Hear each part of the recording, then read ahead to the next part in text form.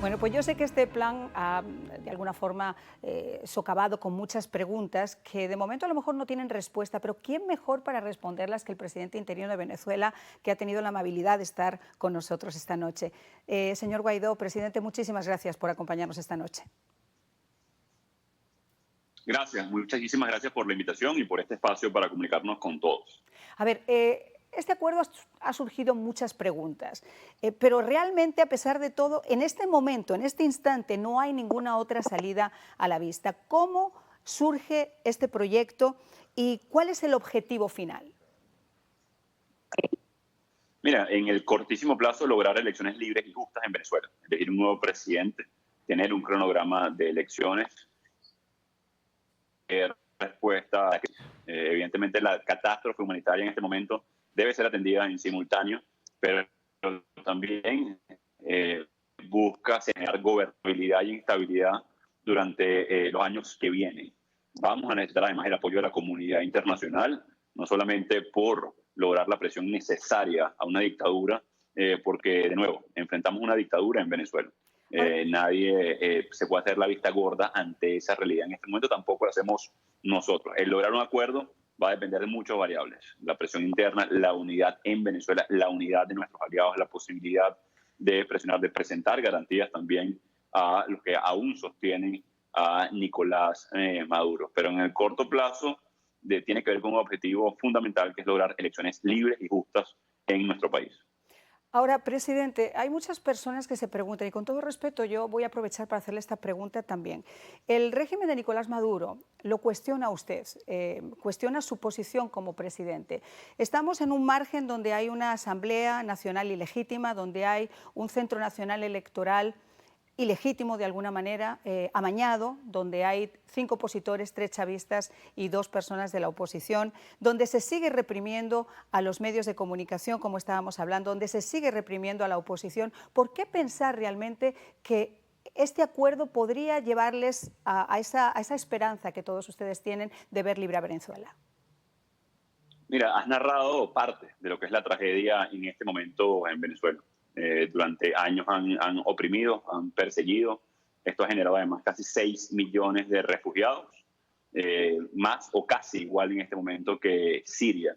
Eso, de nuevo, no podemos obviar todo esto que está sucediendo en Venezuela. De lo que estamos hablando es una solución posible y factible en el corto plazo en nuestro país. Va a requerir de la presión internacional, va a necesitar de unidad interna. No estamos esperando buena fe de una dictadura, por el contrario, naturalmente escépticos. ¿Por qué? Porque en el pasado han utilizado estos mecanismos para burlarse de la gente y también de la comunidad internacional. Ahora, ese escepticismo tenemos que transformarlo en experiencia, tenemos que transformarlo también en lo que ha sido los obstáculos para lograr cerrar un acuerdo. Una negociación es insuficiente. Necesitamos un acuerdo de salvación nacional que incorpore a la comunidad internacional y que incorpore a los venezolanos de cara a poder solucionar esta terrible tragedia que atravesamos en la mitad del continente americano. Para levantar esas sanciones no va a depender solamente, obviamente, de la oposición, sino de la comunidad internacional que mayoritariamente le está dando su apoyo y apoyo a este plan. ¿Cuentan ya con garantes? ¿Las negociaciones se llevarían a cabo dentro de Venezuela, fuera de Venezuela? Así es un factor clave. El apoyo y el respaldo de la comunidad internacional tiene que ver con las presiones realizadas, pero también de las garantías que se pueden colocar a los que sostienen toda posición de poder levantar progresivamente sanciones de cara al cumplimiento de un acuerdo. Hoy contamos con el apoyo de la comunidad internacional para este proceso, una comunidad internacional también escéptica de alguna manera. ¿Por qué? Porque nadie está a favor de una dictadura, nadie está de ninguna manera obviando las violaciones de derechos humanos en Venezuela, por cierto, no admitiables. Debe haber justicia en Venezuela. De lo que estamos hablando es de cómo atender la emergencia humanitaria, de cómo aproximar esas elecciones libres, esa ventana de oportunidad para solucionar la crisis en Venezuela, y en este momento contamos con el respaldo de la comunidad internacional. Yo sé que uno se tiene que dejar manejar por la esperanza y sobre todo cuando no hay más salidas así a corto o a mediano plazo, pero usted manifestó recientemente, lo voy a leer textualmente, no es cierto que haya una dictadura fuerte. Maduro no controla nada. ¿Le parece que Maduro no controla nada en Venezuela? Bueno, hay unos elementos concretos. Por ejemplo, el bolívar en Venezuela desapareció. La moneda en curso oficial en el país, siendo el Bolívar, desapareció incluso. El territorio lamentablemente está tomado por grupos irregulares. En este caso, el caso más evidente, Apure. Hay 12 secuestrados militares ejerciendo su labor, secuestrados por la guerrilla, y la única acción de la dictadura ha sido pedir por favor, mediante una etiqueta en las redes sociales, que los liberen. No tienen ningún tipo de capacidad ni siquiera de control del territorio. Voy más allá, la industria petrolera, generábamos 3 millones de barriles día en Venezuela, hoy no llegamos ni a 400.000 en este momento. Pero sin ir muy lejos, en la frontera con Colombia, en el estado Apure, en la capital de Venezuela, asesinaron a un funcionario policial recientemente a 4 kilómetros de Miraflores, por un territorio tomado por digamos, un señor de la guerra citadino, en el caso de Caracas. Entonces, no, Maduro no controla nada. Evidentemente, secuestra el poder, secuestra Miraflores. La soberbia nos ha arrastrado como país, la soberbia de la dictadura, a esta terrible tragedia. Y, por supuesto, la desventaja que tenemos como alternativa democrática, ellos manejando el poder de fuego, armas secuestradas de la República, pareciera, mediante la fuerza, más un secuestro que un gobierno o control. Y voy más allá. Si Maduro quisiera hoy colocar gasolina en el país, de las reservas petroleras más grandes del planeta Tierra, no pudiera, porque destruyeron todas las refinerías. Sí, esos factores están bien, pero ¿usted cree que no controla el ejército, por ejemplo? Mira, a ver, tiene simpatías en el alto mando militar, no hay duda. En este momento, ahora, los 12 prisioneros de guerra, denominados así Pero por la si al disidencia de la ejército FARC, el asesinato de Santrich perdón, si en al ejército se le territorio planteara, venezolano dificulta mucho el control que tiene en este momento, incluso de la Fuerza Armada. claro, porque ese es el tema. Si al ejército se le planteara ahora la posibilidad de seguirle, por ejemplo, a usted o seguirle a Maduro, ¿por quién cree usted que se decantaría? Porque eso es un factor clave para que las cosas puedan cambiar en Venezuela. En cualquier transición, y sobre todo de una dictadura o autoritaria como la que tenemos en Venezuela, con vínculos con terrorismo, narcotráfico, sin precedentes en la región, la Fuerza Armada es fundamental. No solamente para la transición, por cierto. Estamos hablando de la inestabilidad territorial que amenaza, por cierto, a Colombia, a Brasil y a todo el continente. La Fuerza Armada va a ser un factor fundamental. Lo que estamos pidiendo nosotros no es que nos sigan a Maduro o a Guaidó, que sigan a la Constitución. Elecciones libres y justas, garantías para todos los sectores, incluido la Fuerza Armada, muchos de ellos señalados por delito de lesa humanidad, arrastrados de alguna manera por Maduro. Así que la variable Fuerza Armada va a ser una variable fundamental en todo caso de cara a la transición y también a lo que va a ser la estabilidad y recuperación de la soberanía en Venezuela. Y que ahora ha estado lamentablemente apoyando y de alguna forma impulsando ese narco régimen de Maduro, porque hay que recordar, señor Guaidó, que esto no es un pacto entre caballeros. Ustedes representan la parte buena, la otra parte, desgraciadamente, lo único que representa es la tiranía y la opresión. Pero vamos a ir a una pausa y vamos a seguir después hablando sobre Leopoldo y esa petición de extradición y otros planes que tiene el presidente interino de Venezuela. Ya regresamos. Conversando con el presidente interino de Venezuela. Señor Guaidó, yo le hacía una pregunta antes de la pausa.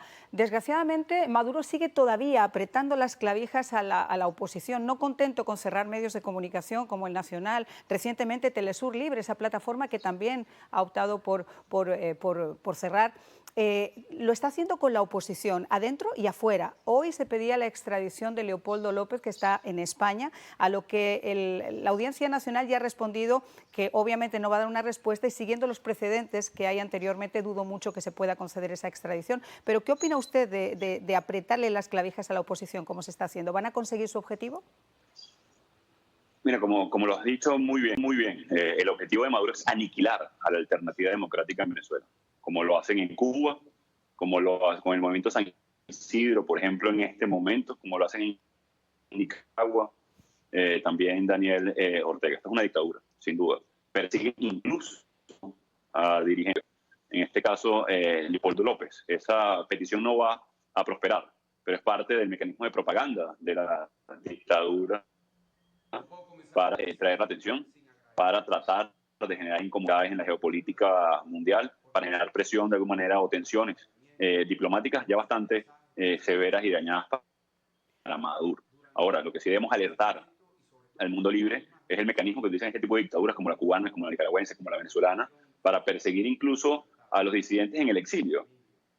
a los familiares que continúan en Venezuela, por ejemplo, le quitan los pocos, se las expropian, las judicializan al entorno familiar, empleados que hayan tenido en el pasado o colaboradores. Eso es parte del esquema de persecución y aniquilamiento sistemático de la alternativa democrática de una dictadura como la de Maduro, pero que también los tienen en la Corte Penal Internacional.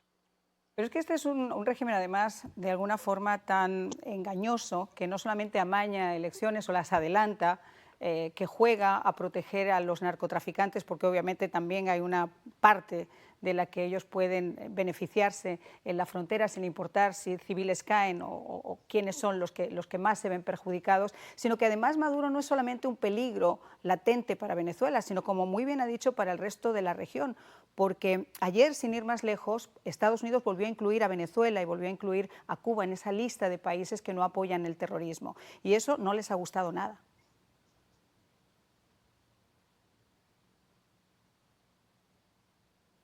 Señor Guaidó, ¿me escuchó? Perfecto, sí. Maduro no solamente ha sido genuflexo con el terrorismo, sino lo financia, lo patrocina, en el caso de Venezuela, directamente a la disidencia de la FARC, a el ELN, pero también incluso a grupos islámicos. De alguna manera, Venezuela es una amenaza para el continente, no solamente por el financiamiento directo e indirecto a grupos irregulares, a narcotráfico, pero también porque se ha convertido en un enclave de narcotráfico. Por eso ha señalado Maduro por terrorismo y narcotráfico con recompensa por 15 millones de dólares. Esto es una alarma para el mundo entero, especialmente para la región, cuando incluso recientemente se develó una trama de corrupción entre Turquía y Venezuela. Y para la aplicación de sanciones también, porque obviamente en esa parte en la que está de alguna forma solventado ese plan o ese acuerdo, el hecho de que hayan vuelto a incluir a Venezuela en esa lista de países que apoyan el terrorismo, de alguna manera hace que los países tengan una visión muy particular a la hora de levantar también esas sanciones. ¿Cuándo cree usted que van a comenzar a negociar? Mira, un proceso de negociación, a pesar de que estamos listos en la alternativa democrática, porque tenemos exigencias muy claras, elecciones libres y justas, porque sabemos que podemos defender nuestros derechos, debe ir con paso firme. Por eso mismo escepticismo que tienen no solamente los venezolanos, sino el mundo en general con respecto a la intención de una dictadura de realmente lograr un acuerdo. Por eso debemos ir en simultáneo con la comunidad internacional, con lo que significan las presiones multilaterales, con las garantías claras para los que todavía sostienen al régimen, pero en definitiva ya la alternativa democrática está lista para iniciar lo más pronto posible. Hemos hecho diligencias formales con el caso de Noruega para que puedan servir de facilitadores en el proceso. Una de las cosas que a mí más me impresionó cuando comencé a leer la reacción que había tenido este plan en Maduro, es que él decía que para sentarse a negociar uno de sus primeros objetivos era que usted admitiera que no es presidente interino de Venezuela, que usted no representa nada para el gobierno de Venezuela. ¿Usted, para llegar a negociar con el régimen, admitiría que usted no tiene ningún poder? Porque sería ridículo sentarse en una mesa de negociaciones con alguien que no representa nada. Sí, se contradice en sí misma la afirmación del régimen y de Maduro. Yo lo que creo es que Venezuela ya no está para chistes ni para intentos fallidos de un proceso de negociación. Necesita un acuerdo, por eso, como siempre, hemos asumido esto con mucha seriedad, con mucho compromiso, y cualquier cosa que lleve Maduro o la dictadura, que lo discutan claramente de cara a un proceso de negociación que debe terminar en un acuerdo. También debemos estar preparados si no lo terminan, y cuáles son las alternativas que tenemos, porque las tenemos los venezolanos, para seguir avanzando en nuestra lucha por la libertad y la democracia. Yo estoy sorprendida que en el día de hoy no se nos haya caído la señal, porque normalmente con esos satélites y esas cosas que tienen, cada vez que hay una entrevista, normalmente o nos bajan la señal o nos bajan las comunicaciones. Así que recemos, porque Dios está viviendo hoy aquí en los estudios de América TV o en los estudios donde está usted. ¿Cómo se está portando el régimen con usted? ¿Lo acosan demasiado? Cuéntenos un poquito, porque la gente quiere saber también. Mira, la persecución continúa en Venezuela. Recientemente cerrado, robado, mejor dicho, el Nacional. Ya le habían quitado el papel, perseguido a su directiva Pero también el día de ayer, el diario El Tiempo en el oriente del país fue su última edición impresa. Era el único diario en el oriente de Venezuela que quedaba en circulación y apenas de manera semanal. Ya ni siquiera va a poder ser impreso de manera semanal. La persecución, los 300 presos políticos, los señalamientos de delitos de lesa humanidad, pero también vemos una dictadura frágil de alguna manera. No tienen acceso al mundo. Hoy ni siquiera han podido cerrar COVAX, a pesar de que tenemos 6 meses de la alternativa de las vacunas. Venezuela es el que tiene menos porcentaje de vacunados en Venezuela, pero nuestro entorno perseguidos, continúan siendo las amenazas una constante, una dictadura, pero eso ni nos ha detenido ni nos va a detener, mucho menos en este momento. Pues vamos a irnos a una nueva pausa, regresamos enseguida con más, con el presidente interino de Venezuela, Juan Guaidó. Bueno, pues estamos hablando con el presidente interino de Venezuela, Juan Guaidó. Hoy ha habido un encuentro iberoamericano de líderes en España y me llamó poderosamente la atención que Aznar, por ejemplo, decía que negociar con Maduro, en mi opinión, no es más que perder el tiempo. Sin embargo, no hay más tiempo, no hay más posibilidades, no hay más opciones en este momento. Para todas esas personas que nos están viendo ahora, que, como yo le decía, son escépticos a este acuerdo, no por su parte, por la buena voluntad y por las ganas de sacar a Venezuela del lugar donde se encuentra, sino por el interlocutor que tienen en el otro lado, que es Maduro y sus secuaces. ¿Qué les diría a ustedes? ¿Cómo convencerles o qué les diría para asegurarles que esto puede llegar a tener un camino? Mira, yo creo que hay que ese escepticismo de gente y de ciudadanos del mundo, en este caso con el presidente Aznar, tan calificados, hay que escucharlo. Evidentemente, una negociación aislada genera dudas. El régimen anteriormente lo ha utilizado para distender o para despresurizar de alguna manera lo que ha sido la acción internacional, la presión diplomática, entre otras cosas. Tenemos que estar conscientes de eso y por eso lo escuchamos con atención. Pero también tenemos que buscar los mecanismos para lograr el objetivo, que es salir de esta tragedia, lograr la elección libre presidencial para aproximar una solución. Tomando en cuenta esto, que tenemos la mayoría del pueblo de Venezuela que quiere ejercer sus derechos, que quiere salir, insisto, de esta tragedia, recuperar a sus familias, recuperar la dignidad de un pueblo que sigue luchando, tenemos esta herramienta.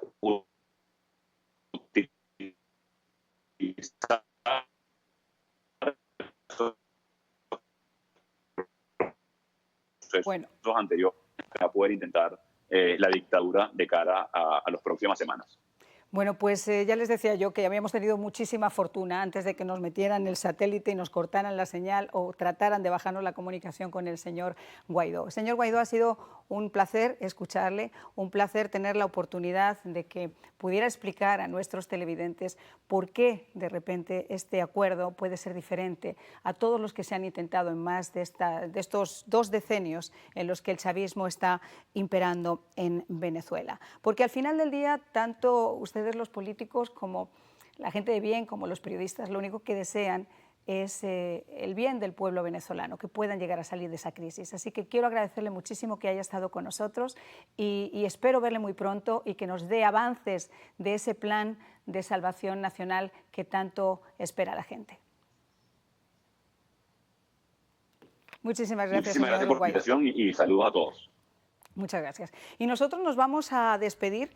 Recuerden que mañana tenemos una cita en Radio Caracol de 5 a 6 de la tarde, como siempre, en Café Caracol con Marian de la Fuente y en la noche El Espejo, con más personajes de actualidad, con más temas, de otra manera, con las preguntas que tú quieres hacerte. Será hasta mañana.